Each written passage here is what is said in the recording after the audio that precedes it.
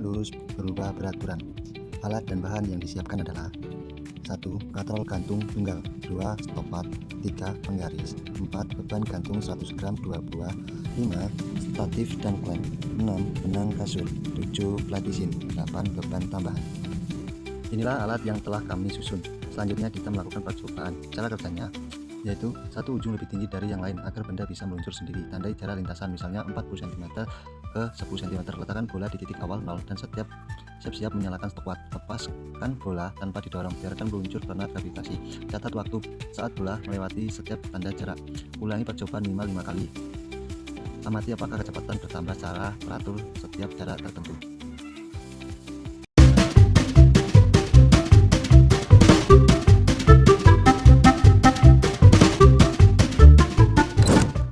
Baik, untuk percobaan pertama, kita akan melakukan percobaan pada gelombang transversal.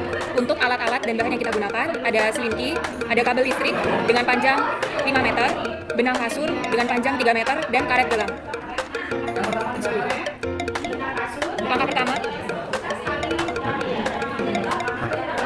Langkah pertama, kita ambil selinki, lalu kita rentangkan di atas lantai yang licin.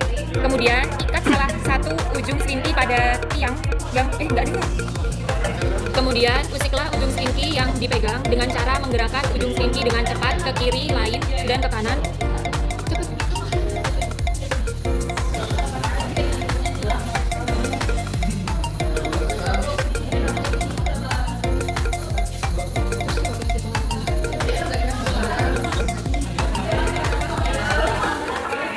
Hasil menunjukkan bahwa yang terjadi pada ujung selinki yang digerakkan, yaitu pada kiri ke kanan, bagian ujung itu bergetar dan menyebabkan bagian-bagian selinki di sebelahnya ikut bergerak. Getaran tersebut menyebar di sepanjang selinki. Kemudian yang merambat pada selinki bukanlah suatu benda atau logam dari selinki itu sendiri, melainkan getarannya. Jadi energi getaran berpindah dari satu bagian selinki ke bagian yang lainnya. Kemudian pada pengamatan tersebut, gelombang tersebut adalah gelombang transversal. Kemudian pada gelombang transversal, arah getar dan arah rambat saling tegak lurus, yaitu berlawanan arah sudut 90 derajat. Artinya arah getar ke atas dan ke bawah. Arah rambat gelombang adalah ke samping, yaitu mendatar dari kiri ke kanan. Jadi pada gelombang transversal seperti yang kita lakukan pengamatan ini, pada selinki yang digerakkan ke kanan dan ke kiri, bagian-bagian selinki bergetar naik turun, sedangkan gelombangnya merambat ke depan atau ke arah horizontal. Yang selanjutnya, kita ikatkan karet gelang di tengah-tengah selinki.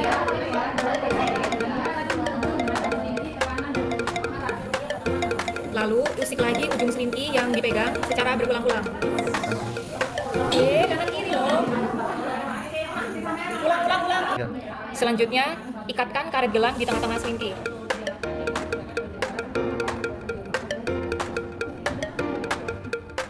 Lalu, usik lagi ujung selinki yang dipegang secara berulang-ulang. Kita akan mengamati karet gelang tersebut. Ketika gelombang berjalan, ikut berpindahkah karet gelang tersebut atau tidak. Jadi ketika karet gelang tersebut diletakkan di tengah-tengah selinki, maka karet gelang tidak berpindah tempat secara keseluruhan, hanya bergetar di sekitar posisinya ketika gelombang lewat. Ini menunjukkan bahwa gelombang tidak memindahkan benda, tetapi hanya menyebabkan getaran pada titik-titik medium.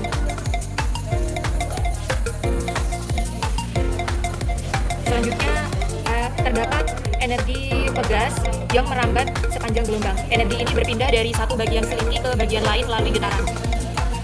Jadi energi itu berasal dari tangan kita yang mengusik atau menggerakkan.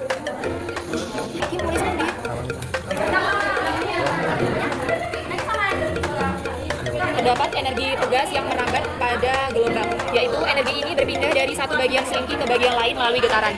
Jadi energi itu berasal dari tangan kita yang menggerakkan ujung selinki. Jadi ketika tangan memberi gerakan, energi mekanik dari tangan diubah menjadi energi gelombang yang akan merambat di sepanjang selinki.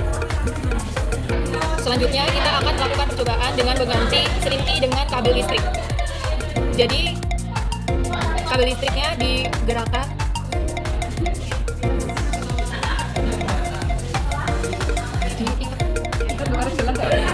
kemudian kabel listrik diikatkan dengan karet gelang.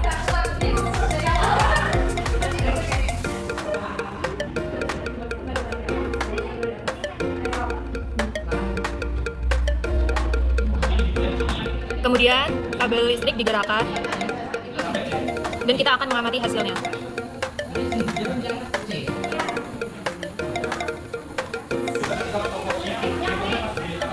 Hasil yang kita temukan adalah hasilnya tidak sama dengan ketika menggunakan selinki. Jadi ada beberapa perbedaan yang terlihat, seperti terutama pada elastisitas bahan. Jadi tentunya selinki lebih lentur dan mudah meregang serta menyusut, sedangkan kabel listrik lebih kaku dan tidak seelastis selinki. Kemudian perbedaan yang kedua adalah pada bentuk gelombangnya. Pada selinki bentuk gelombangnya adalah transversal, sedangkan pada kabel listrik gelombang terlihat sangat kecil atau hampir tidak tampak karena kabel sulit bergetar. Dan perbedaan yang ketiga adalah pada kecepatan rambat energi.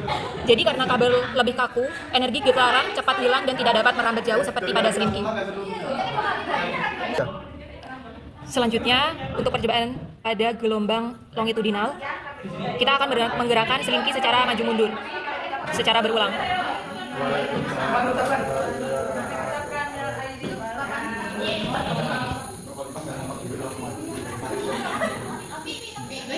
Dari hasil pengamatan, ketika ujung selinki digerakkan maju mundur secara berulang, terlihat adanya bagian-bagian selinki yang rapat dan renggang.